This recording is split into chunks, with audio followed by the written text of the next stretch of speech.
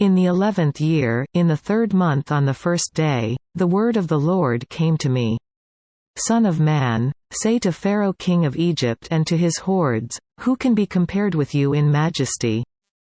Consider Assyria, once a cedar in Lebanon, with beautiful branches overshadowing the forest. It towered on high, its top above the thick foliage. The waters nourished it, deep springs made it grow tall. Their streams flowed all around its base and sent their channels to all the trees of the field. So it towered higher than all the trees of the field. Its boughs increased and its branches grew long, spreading because of abundant waters. All the birds of the air nested in its boughs, all the beasts of the field gave birth under its branches. All the great nations lived in its shade. It was majestic in beauty, with its spreading boughs, for its roots went down to abundant waters. The cedars in the garden of God could not rival it. Nor could the pine trees equal its boughs, nor could the plane trees compare with its branches. No tree in the garden of God could match its beauty. I made it beautiful with abundant branches, the envy of all the trees of Eden in the garden of God. Therefore this is what the Sovereign Lord says: because it towered on high, lifting its top above the thick foliage, and because it was proud of its height, I handed it over to the ruler of the nations, for him to deal with according to its wickedness. I cast it aside. And the most ruthless of foreign nations cut it down and left it. Its boughs fell on the mountains, and in all the valleys its branches lay broken in all the ravines of the land.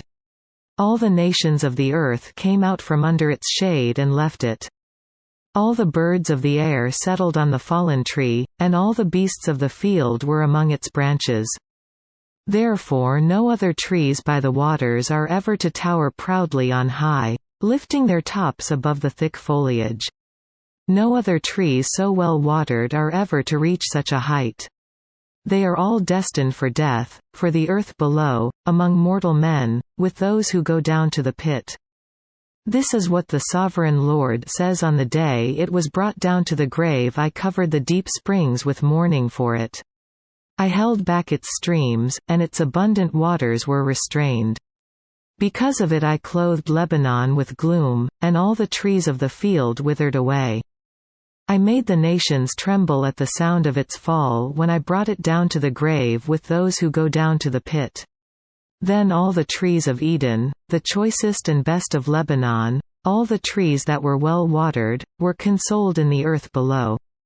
Those who lived in its shade, its allies among the nations, had also gone down to the grave with it, joining those killed by the sword. Which of the trees of Eden can be compared with you in splendor and majesty?